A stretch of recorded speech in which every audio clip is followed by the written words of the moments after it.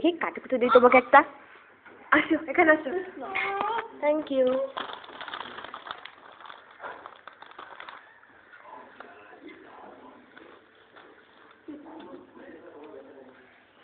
তোমার চিপস আমরা খেয়ে ফেললাম। হ্যাঁ হ্যাঁ, এখন কি হবে?